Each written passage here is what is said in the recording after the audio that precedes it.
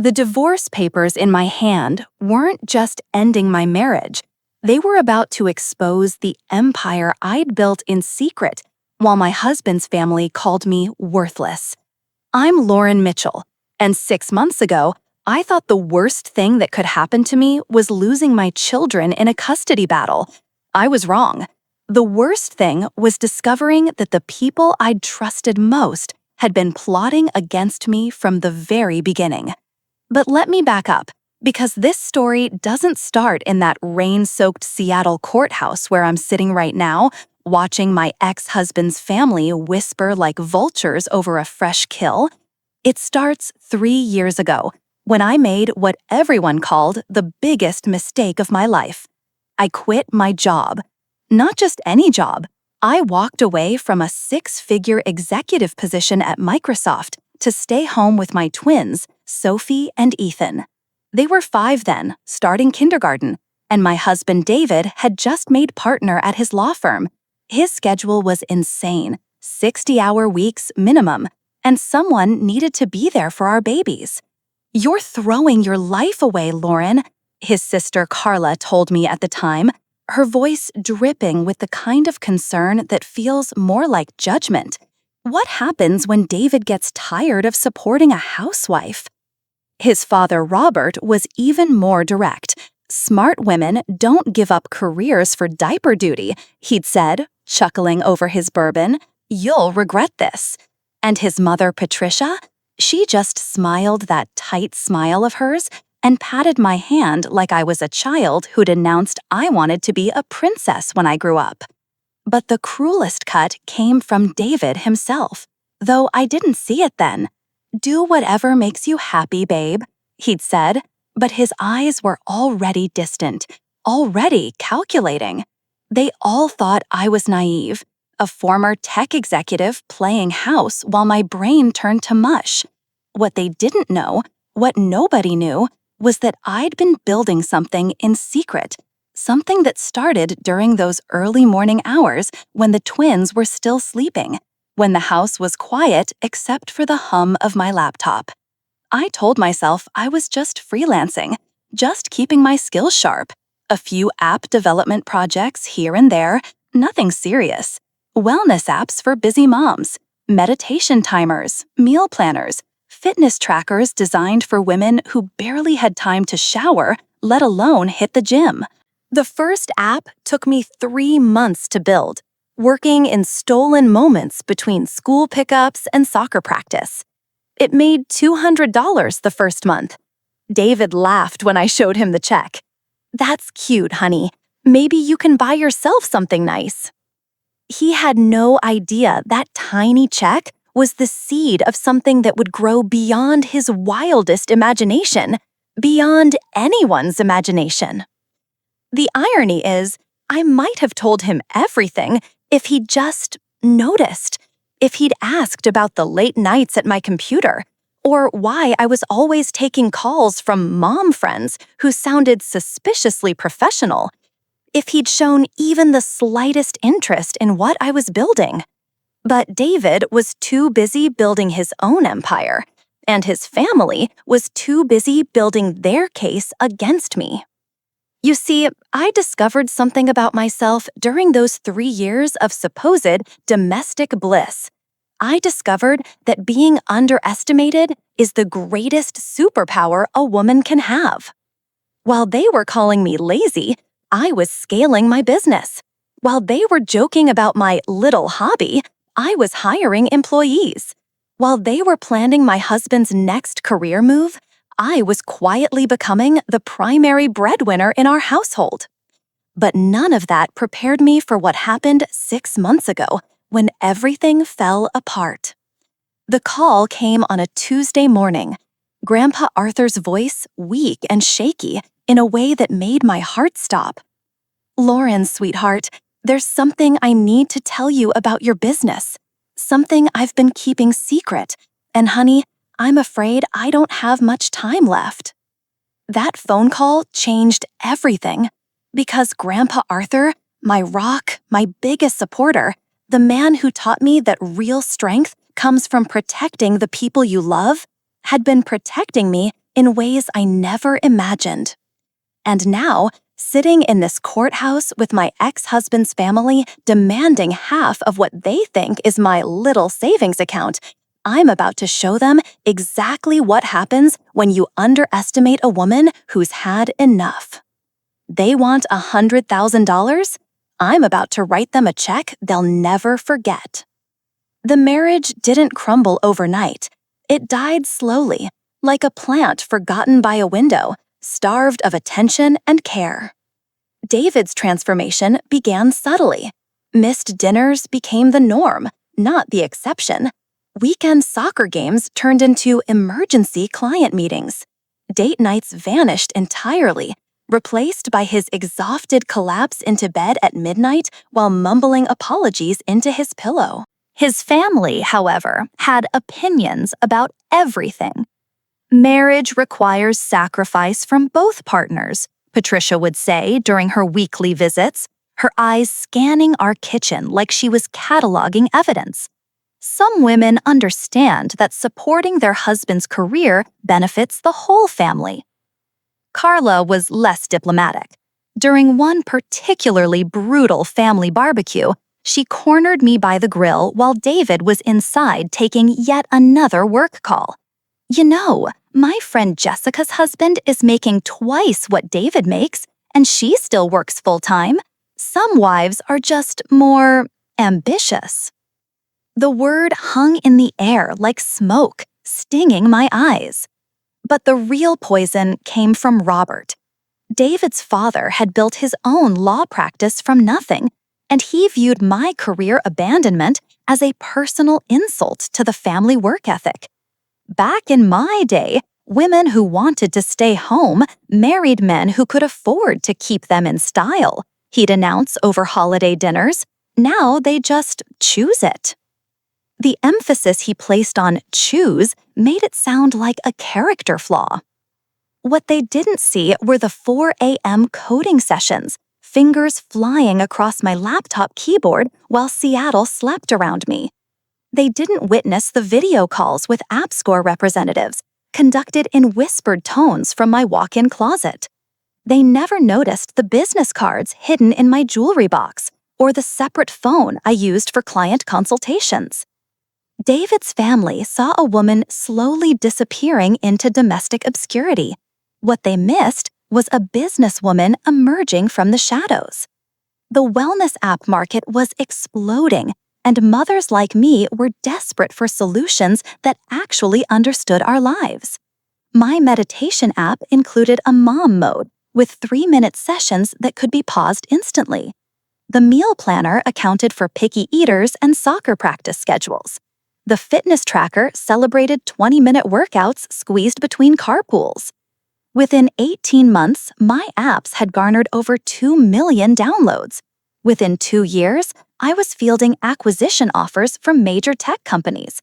By year 3, I wasn't just running a business, I was running an empire. The beautiful irony? Every dismissive comment from David's family only fueled my determination. Every snide remark about my little projects motivated another late-night coding session. Their condescension became my rocket fuel. But while I was building something extraordinary, David was falling apart.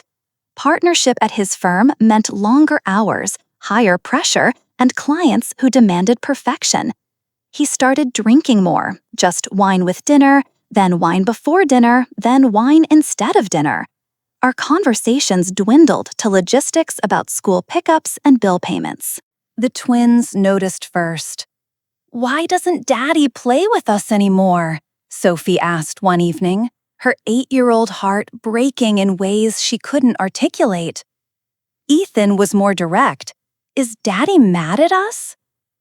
My heart shattered every time I had to make excuses for their father's absence. "Daddy's working hard for our family," became my standard response, even as I questioned whether we still qualified as a family at all. The breaking point came during Sophie's school play. She'd landed the lead role in their production of The Little Mermaid, and she'd been practicing her lines for weeks. David promised, swore he'd be there. 20 minutes before curtain, my phone buzzed. Emergency at the office. Tell Sophie I'm sorry. Watching my daughter's face scan the audience, searching for her father, was the moment I realized our marriage was already over. David had chosen his career over his children, and somehow his family blamed me for the distance he'd created. That night, after tucking the twins into bed with extra stories and cuddles, I found a voicemail waiting on my business phone. "Lauren, sweetheart, it's Grandpa Arthur. I know it's late, but I've been thinking about your business, and there's something important we need to discuss, something I probably should have told you a long time ago." His voice carried a weight I'd never heard before, part pride, part worry, part something else I couldn't quite identify. "Call me when you get this, honey. We need to talk about the real reason I've been so interested in your success." That message would haunt me for weeks, because when I tried calling back the next morning, Grandpa Arthur was already in the hospital, and the secret he'd been keeping would change everything I thought I knew about my family and myself. The divorce papers arrived on a Thursday, delivered by a courier who looked apologetic as he handed over the thick manila envelope that would dismantle my life. David's petition wasn't just asking for a divorce, it was a character assassination disguised as legal documentation. According to his filing, our marriage had deteriorated because of my refusal to contribute financially to the household and my increasing emotional instability following career abandonment. The words stung like acid on fresh wounds. Within hours, Carla was at my door, her face a mask of false concern. "We're all worried about you," she began, settling into my kitchen like she belonged there. "David says you've been acting different lately, secretive." Behind her sympathetic facade lurked something predatory. She'd brought copies of bank statements, my bank statements, highlighted in yellow marker. Somehow, they'd discovered my business savings account, the one containing just over $200,000 in accumulated profits. "This is quite a lot of money for someone who doesn't work," Carla continued, her voice honey-sweet with implied accusations.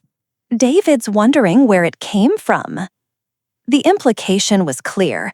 They suspected hidden assets, money that rightfully belonged to their family's golden boy. Robert arrived that evening with his attorney in tow, a sharp-eyed woman named Margaret Chen, who spoke in legal terminology designed to intimidate. They gathered in my living room, the same living room where my children played with toys I'd bought with money they didn't think existed. "Community property laws are very clear in Washington state," Attorney Chen explained, spreading documents across my coffee table like she was dealing cards. "Any assets acquired during marriage belong equally to both spouses, regardless of whose name appears on the account." Patricia sat silently in the corner, her lips pursed in disapproval, occasionally nodding when someone made a particularly damaging point about my character. Her presence felt like a tribunal, judging my worthiness as a mother and a woman. The twins were upstairs, supposedly doing homework, but their bedroom was directly above the living room. Every raised voice, every accusation, every legal threat filtered through the floorboards into their innocent ears. "Mommy, why are all those people here?" Sophie had whispered earlier, peeking around the banister with worried eyes. "Just grown-up business, sweetheart. Nothing for you to worry about." But everything about this was worth worrying about. David himself remained strategically absent from these preliminary discussions, letting his family wage war on his behalf. Cowardice wrapped in legal strategy. The man who'd once promised to protect me was now using his family as weapons against me. The financial demands escalated with each meeting. First, they wanted documentation proving the source of every dollar in my account. Then, they demanded access to my computer and phone records. Finally, they insisted on bringing in a forensic accountant to examine 3 years of financial records. "Surely you understand our concern," Robert said during one particularly brutal session. "Six-figure sums don't just appear from nowhere. David's been supporting this family entirely on his income, which means this money came from somewhere else." His tone suggested drug dealing or prostitution, anything except the possibility that his dismissed daughter-in-law might actually be capable of earning money. The breaking point came when they brought in a child psychologist to evaluate my fitness as a primary caregiver. Dr. Reynolds was professional but thorough, asking probing questions about my daily routine, my emotional state, my plans for the future. "The children seem very attached to you," she noted, watching Sophie and Ethan play in the corner of her office. "But stability requires more than emotional bonds. Financial security matters tremendously in custody determinations. Prove you can support them or lose them."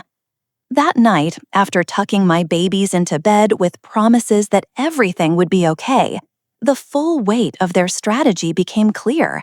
They weren't just trying to claim my money, they were trying to prove I was an unfit mother who'd somehow stolen assets that belonged to their precious David. The custody evaluation report arrived 3 days later, and while Dr. Reynolds praised my parenting skills, she expressed concerns about the respondent's long-term financial stability and the mysterious nature of her claimed assets. Mysterious nature, as if success were somehow suspicious when achieved by a woman. Carla called that afternoon, her voice dripping with false sympathy. "Look, we all want what's best for the children.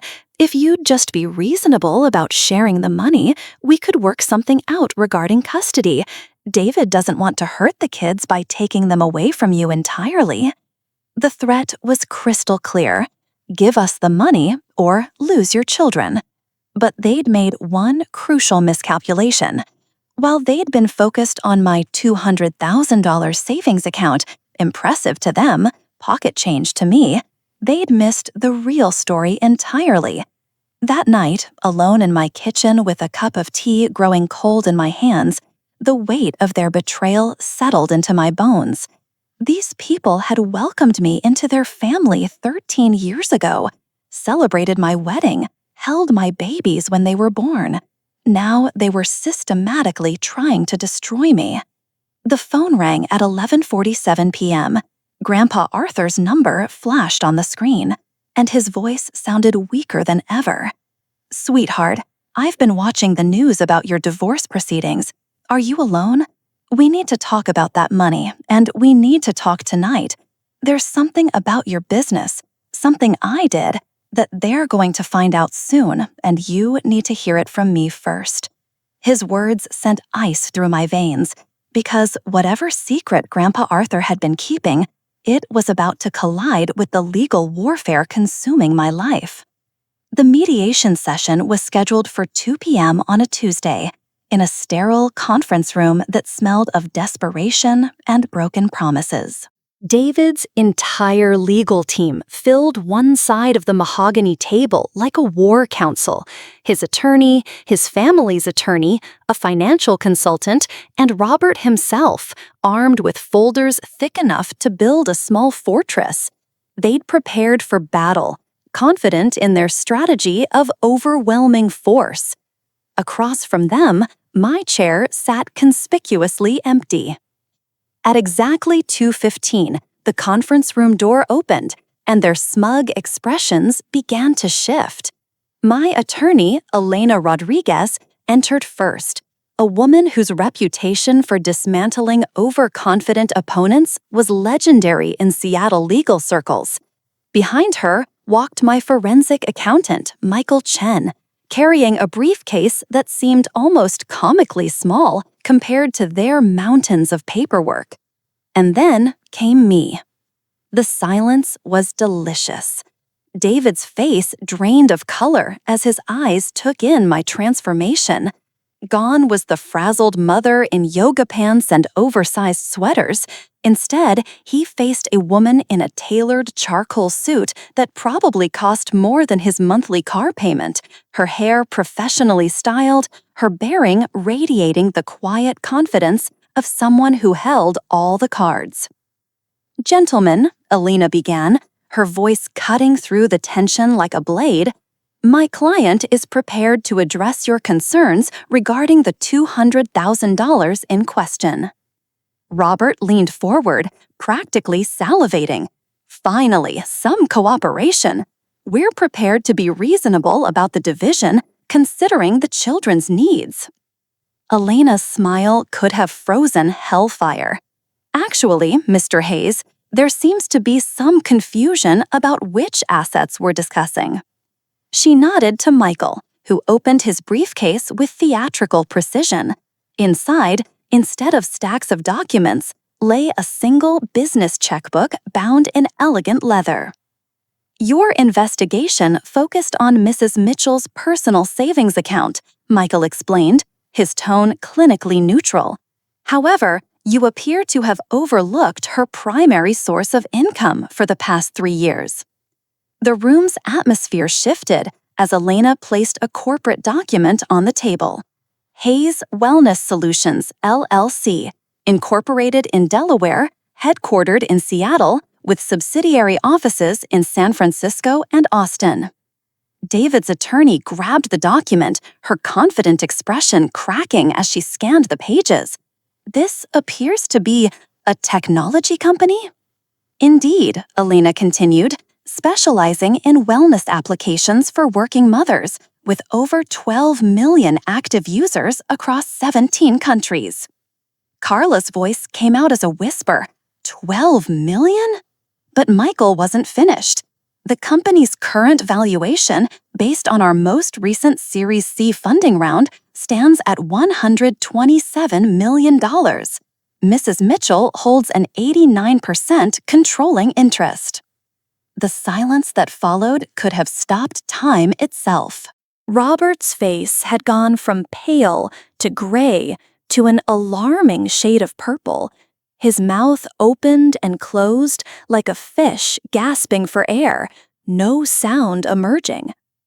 "That's impossible," David finally managed, his voice cracking like a teenager's. "She doesn't work. She hasn't worked in 3 years." Elena's laugh was musical and terrifying. "Your wife has been working, Mr. Hayes. She's been working while you slept, while you traveled, while you built your career on the assumption that she was building nothing at all." The corporate tax returns Elena spread across the table told a story that demolished their entire case. Revenue growth from $50,000 in year 1 to $23 million in year 3. Employee count expanding from 1 to 47. Office leases in 3 major cities. Partnership agreements with companies whose names made David's law firm look like a lemonade stand. "The $200,000 you've been fighting over," Michael added with devastating precision, "represents approximately 1 week of current revenue." Carla's chair squeaked as she slumped backward. 1 week? Mrs. Mitchell's personal liquid assets, separate from corporate holdings, currently exceed $8.7 million, Elena continued, each word landing like a hammer blow. Her stock portfolio, managed through Vanguard and Fidelity, contains another $3.2 million in diversified investments. The financial consultant David had brought to intimidate me was frantically scribbling notes, his earlier confidence evaporating like morning mist. "But here's the truly interesting part," Elena said, her voice dropping to an almost conversational tone. 3 months ago, Hayes Wellness Solutions, quietly acquired the outstanding debt portfolio of Hayes and Associates law firm. David's face went white. What does that mean? Michael's smile was razor sharp. It means your wife now owns your business loans, your office lease obligations, and your professional liability insurance. Technically, Mr. Hayes, you work for your ex-wife. The revelation hit the room like a grenade. David's father looked like he might have a stroke. Carla covered her mouth with both hands. Even the attorneys seemed stunned by the complexity of what they'd walked into. This is why, Elena continued, my client finds your demands for half of her assets somewhat amusing. From my purse, a purse that cost more than most people's monthly rent, came that leather checkbook Michael had displayed earlier. The pen was Mont Blanc, a gift from myself after my first $1 million month. You wanted $100,000. The words came out steady and clear. Let me write you a check. The pen moved across the paper with deliberate precision. Hayes Wellness Solutions, LLC, pay to the order of David Hayes, $100,000. But as the check slid across the table toward David's trembling hands, Elena dropped the final bomb. Oh, and gentlemen, that check is drawn from petty cash. Mrs. Mitchell wanted you to know that your demands represent roughly 3 hours of her company's gross income. Robert grabbed his chest, and for a moment, genuine concern flickered through my anger. But then his words from 6 months ago echoed in my memory. Smart women don't give up careers for diaper duty. The smart woman was about to show them exactly what she'd been building while they assumed she was baking cookies and watching soap operas. Grandpa Arthur always told me, the words came softly but carried across the silent room, that the best revenge is massive success. What they didn't know yet was that Grandpa Arthur had played a role in this empire that would make their betrayal look like child's play compared to the love story hiding behind my business empire. The aftermath of that courtroom revelation should have felt like victory, but something hollow echoed in my chest as David's family filed out in stunned silence.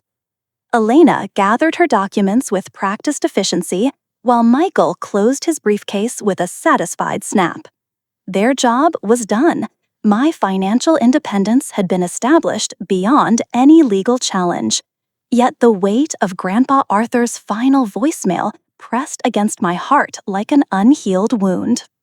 3 days later, alone in my home office, surrounded by the empire that had shocked my ex-husband's family into submission, the courier arrived with a package that would shatter everything once more. The return address bore the letterhead of Grandpa Arthur's attorney, a man who'd handled his affairs for over 30 years. Inside, beneath layers of legal protection, sat a tablet computer I'd never seen before, along with a handwritten note in Grandpa's familiar script. My dearest Lauren, if you're reading this, then the truth about your business has finally come to light, and I'm no longer here to explain my part in it. What you're about to see will hurt, sweetheart, but you need to understand that every choice I made was born from love and the bone-deep fear of losing you, the way I lost your grandmother. Please forgive an old soldier for keeping secrets. Watch this alone, and know that you were never truly alone. All my love, Grandpa Arthur. The tablet screen flickered to life at my touch, revealing Grandpa Arthur's face, older and frailer than memory suggested. He sat in his favorite leather chair, the one where he'd read me bedtime stories 30 years ago, but his eyes held a weight that spoke of sleepless nights and difficult decisions. "Hello, my brave girl," his recorded voice began, and instantly tears threatened to blur my vision. "If you're watching this, then you've discovered what your business became, and David's family has probably made their true colors known. But there's more to this story, sweetheart. and you deserve to know how deep the roots of your success actually run. His hands, weathered by decades of honest work and military service, fumbled with a manila folder in his lap. From it, he withdrew bank statements that made my heart stop. 3 years ago, when you started working on that first app, you called me crying because you needed $15,000 for development costs and server setup. Remember? You said you couldn't ask David because he'd never understand, and you couldn't bear more of his family's judgment. The memory crashed over me like a tidal wave. That desperate phone call from my closet at midnight, whispering my dreams to the one person who'd always believed in me. What you didn't know, Grandpa Arthur continued, his voice growing stronger with purpose, is that I didn't just have $15,000 lying around. Your grandmother's medical bills had consumed most of our savings, and my pension barely covered the mortgage on this old house. His fingers traced the bank statements with reverence, and my heart began to crack. So I took out a reverse mortgage, sweetheart, signed papers that meant this house, the house where your mother grew up, where you spent every summer, where 3 generations of our family made their memories, would belong to the bank when I died. The room spun around me as his words sank in. Grandpa Arthur had sacrificed his home, his security, his legacy for my business idea. But that wasn't enough, he continued, and somehow my heart found new ways to break. When you needed another $25,000 6 months later for your first major app update, I sold your grandmother's engagement ring, the one she'd wanted you to have someday.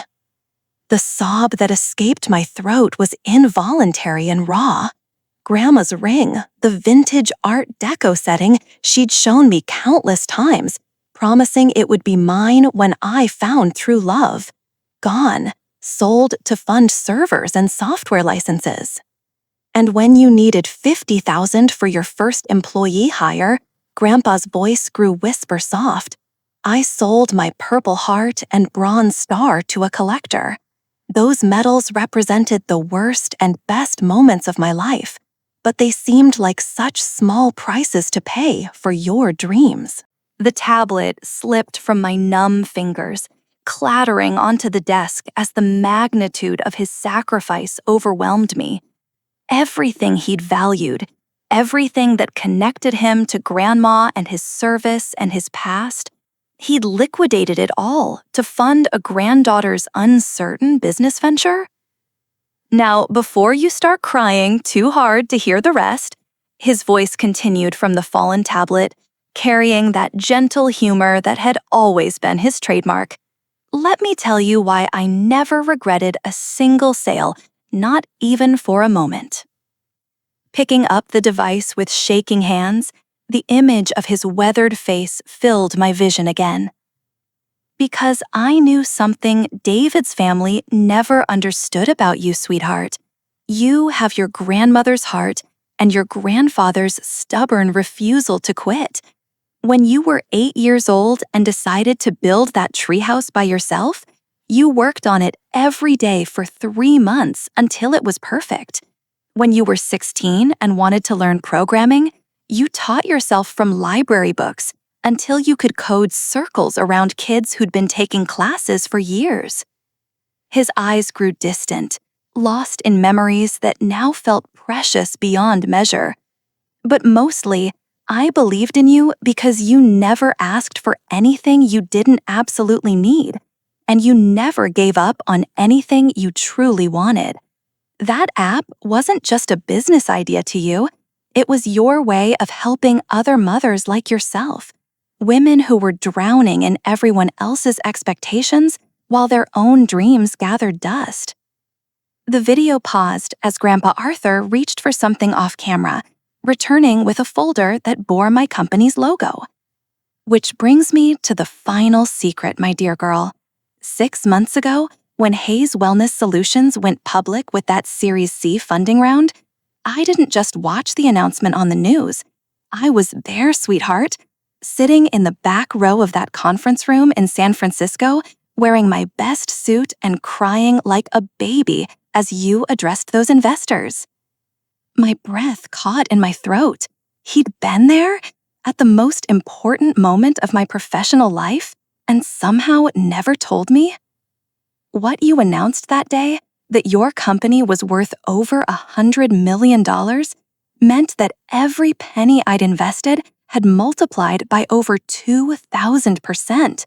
But more than that, it meant my granddaughter had become the woman I always knew she could be.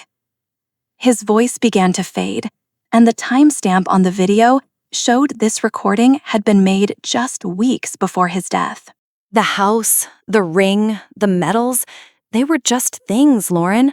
But watching you build something beautiful while the world tried to convince you that you were ordinary, that was the greatest return on investment this old soldier ever made. The knock at my front door came at 7 p.m. on a Friday, 3 days after Grandpa Arthur's video had left me emotionally shattered and somehow more determined than ever. Through the peephole, Carla stood alone on my porch, her usual armor of righteous indignation replaced by something that looked suspiciously like defeat.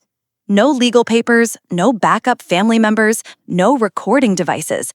Just David's sister, looking smaller and more fragile than ever before. Against every instinct screaming for self-preservation, the door opened. "Please," she said before any greeting could be exchanged, "just 5 minutes. There's something you need to know about why we really came after your money." The living room felt different with just the two of us, stripped of the warfare that had defined our recent interactions. Carla perched on the edge of my sofa like a bird ready to flee, her hands twisting a tissue into confetti. "Dad's dying." The words tumbled out in a rush, raw and unfiltered. "Stage 4 pancreatic cancer. He's had it for 8 months, and we've been hiding it from everyone because he's too proud to admit he can't beat this." The revelation hit like a physical blow. Robert Hayes, the man who'd mocked my choices and questioned my worth, was facing his own mortality while maintaining the facade of invincibility. "The medical bills are drowning us," Carla continued, her voice breaking. "Experimental treatments, clinical trials, specialists who charge more per consultation than most people make in a month. Our insurance covers the basics, but the promising treatments, the ones that might actually save him, they're all out of network." Fresh understanding began to reshape the narrative of recent months. Robert's cruel comments about my financial worth hadn't been rooted in misogyny alone. They'd been born from desperation disguised as superiority. "We've already mortgaged everything," she admitted, the tissue in her hands now nothing but scattered pieces. Mom's jewelry, Dad's law practice, even David's college fund savings account from when he was little. We've liquidated 30 years of financial planning, and it's still not enough. The image of this proud family brought to their knees by medical catastrophe while maintaining their public personas of success painted their recent behavior in an entirely different light. "When we found out about your savings account, it felt like divine intervention." Carla's voice dropped to a whisper. $200,000 could buy Dad 6 more months of treatment, maybe a year if the experimental drug trials work. Tears streamed down her face now, washing away the last vestiges of the woman who'd spent months systematically trying to destroy my reputation and claim my assets. "But that's not even the worst part," she continued, her shoulders shaking. "The worst part is that Dad made us promise not to tell you. He said he'd rather die than accept charity from the daughter-in-law he'd spent years treating like garbage." Robert's pride, the very characteristic that had made him so cruel in his assessments of my choices, was now preventing him from accessing the help that might save his life. "So we convinced ourselves that your money was somehow rightfully ours." Carla's confession poured out like poison finally being drawn from a wound. "We built this elaborate justification about community property and hidden assets because the truth, that we needed help from the woman we'd been systematically dismissing, was too humiliating to face. The complexity of their motivations began to untangle in my mind. Desperation masquerading as entitlement, fear dressed up as righteous indignation, love twisted into something that looked remarkably like hatred. "David doesn't even know how bad it is," she continued. "Dad swore us all to secrecy because he doesn't want his son choosing between career advancement and family care. But watching you in that conference room, seeing what you'd built while we were calling you worthless, it made me realize that we'd been fighting the wrong battle entirely." The irony was breathtaking. While they'd been plotting to claim my modest savings account, they'd been sitting across from someone whose weekly revenue could fund Robert's treatments for years. "I know we don't deserve your help," Carla said, finally meeting my eyes. "We destroyed your marriage, tried to take your children, questioned your competence as a mother. We turned family dinners into battlegrounds and made David choose between his wife and his family." Her words hung in the air between us, heavy with the weight of acknowledged wrongs and the slim hope of possible redemption. But that man upstairs, my father, he taught me how to change a tire and balance a checkbook and stand up for myself in a world that didn't always welcome strong women. He walked me down the aisle at my wedding and held my babies when they were born. The love beneath her words was unmistakable, even after months of bitter warfare. "He's not perfect, and God knows he's been terrible to you, but he's still my dad. And if there's any chance, any possibility that you might consider helping us, not because we deserve it, but because somewhere underneath all this mess, we're still family, then I'm begging you to think about it." Silence settled between us as the magnitude of her request crystallized. They wanted financial help from the woman they'd spent months trying to destroy, medical assistance from someone whose competence they'd questioned at every turn. But beneath the complexity of family dynamics and wounded pride lay a simpler truth. Robert Hayes was dying, and his daughter was running out of options to save him. The question wasn't whether they deserved help. It was whether Grandpa Arthur's lesson about love triumphing over pride extended even to people who'd proven themselves capable of such profound cruelty. The decision came not from my head, but from a place deeper than logic, the part of my heart where Grandpa Arthur's voice still echoed with lessons about choosing love over pride.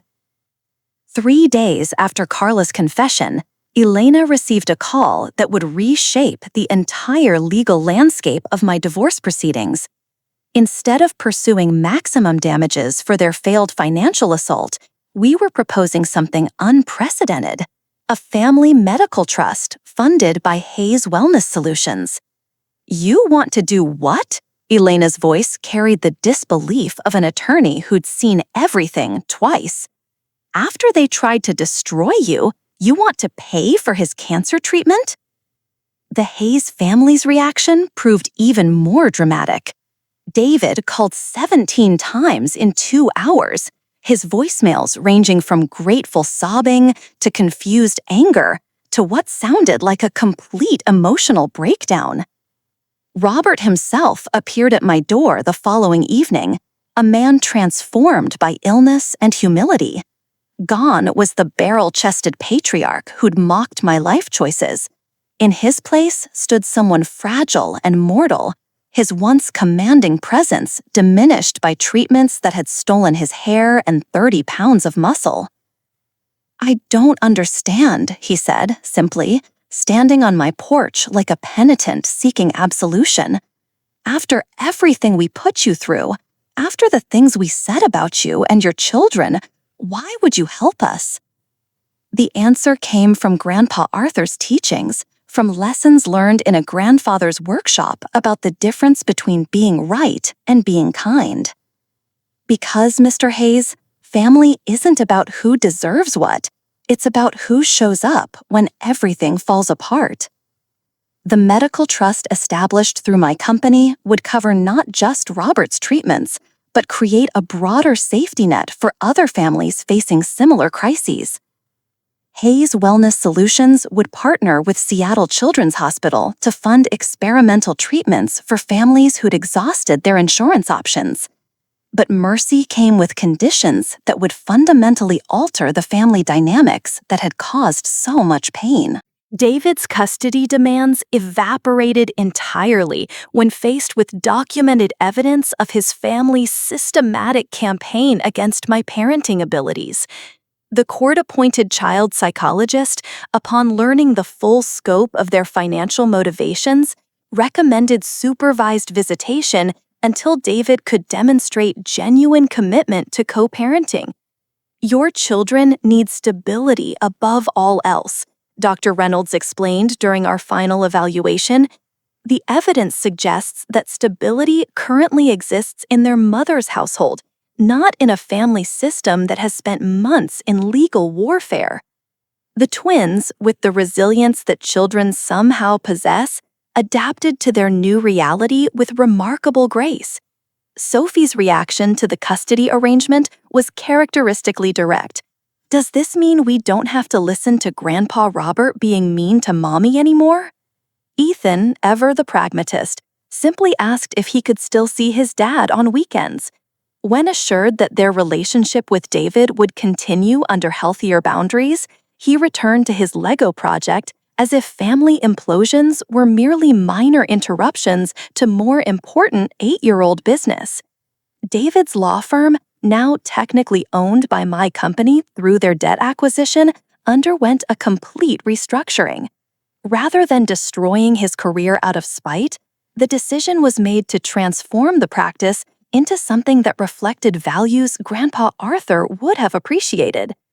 Hayes and Associates became a pioneer in family law mediation, specializing in helping divorcing couples find solutions that prioritize children's welfare over parental vengeance. David, humbled by his family's near destruction and his father's illness, threw himself into this new mission with the dedication of someone seeking redemption. "I spent 3 years watching you build something beautiful while I was building resentment," he admitted during one of our first successful co-parenting conversations. "My biggest regret isn't losing the marriage. It's that I was too proud to see what an incredible partner I already had." The transformation wasn't instant or complete. Trust, once shattered, requires patient reconstruction. But watching David interact with Sophie and Ethan during their supervised visits revealed glimpses of the man who'd once promised to build a life together, a man capable of growth when freed from his family's toxic expectations. Patricia's response to the medical trust proved the most surprising of all. David's mother, long the architect of family judgment and social positioning, experienced what could only be described as a complete personality overhaul. 40 years of marriage to a proud man taught me that accepting help was weakness, she confessed during one awkward but necessary conversation. "Watching him face mortality while you offered grace we didn't deserve, it showed me that real strength looks nothing like what I thought it did." Her transformation manifested in unexpected ways. Patricia began volunteering at the very hospital where Robert received treatments, offering support to other families navigating similar crises. The woman who'd once dismissed my career choices now spent her days helping other mothers balance work and family caregiving responsibilities. The woman's gratitude evolved into something resembling actual friendship.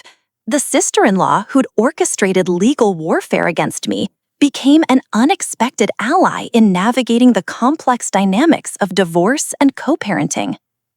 "You could have destroyed us," she said during one of our coffee meetings, a ritual that would have been unimaginable 6 months earlier. "Instead, you saved my father's life and somehow managed to save our family's soul in the process." The legal proceedings concluded with a settlement that reflected both justice and mercy. David retained minimal assets, but gained something more valuable: the opportunity to rebuild relationships with his children based on presence rather than financial obligation. Robert's treatment response exceeded all medical expectations, whether from cutting-edge therapies or the psychological impact of restored family harmony. His cancer markers began declining within 3 months. The experimental treatment funded by the medical trust proved so successful that it became part of a broader clinical trial, potentially helping hundreds of other families. Elena's final bill for legal services came with an unusual attachment, a recommendation letter for Harvard Law School's family mediation program. "Your case study should be required reading," she wrote. "You've demonstrated that winning doesn't always require destroying your opponents." The house that had once echoed with arguments and accusations began filling with different sounds.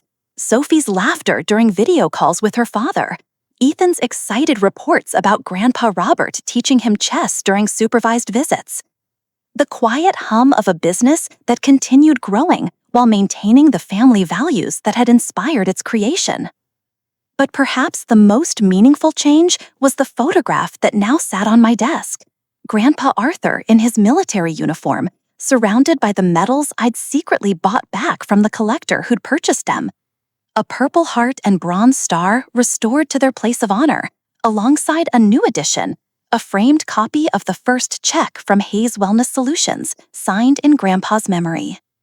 The empire he'd helped build now generated enough revenue to fund medical miracles, support struggling families, and prove that love, when properly invested, always produces returns beyond imagination. Justice, it turned out, looked nothing like revenge, and everything like redemption freely offered to people who'd proven they didn't deserve it.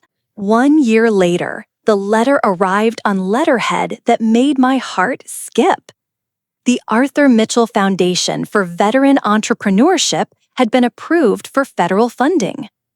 Grandpa Arthur's name would now grace a program helping military families start businesses during difficult transitions. The foundation's first recipient was a Navy veteran named Maria, whose app idea for military spouses sounded remarkably familiar. Born from necessity, nurtured in stolen moments, destined to help women like herself. Sophie's school art project sat framed beside Grandpa's restored medals, a family tree where strong women formed the deepest roots. At 8 years old, she'd somehow understood that strength wasn't about winning fights, but about choosing love when hatred seemed easier. Robert's latest medical report showed complete remission. His first grandpa-chaperoned field trip with Ethan was scheduled for next month, a visit to the Space Needle that would have seemed impossible during those dark courtroom days. David's Christmas card included a photo of him reading bedtime stories to the twins, finally present in the way that mattered most. Co-parenting would never be simple, but it had become possible. The empire built in Grandpa Arthur's honor now employed over 300 people, most of them working mothers, who understood that success wasn't about choosing between family and ambition, it was about refusing to accept that choice as inevitable.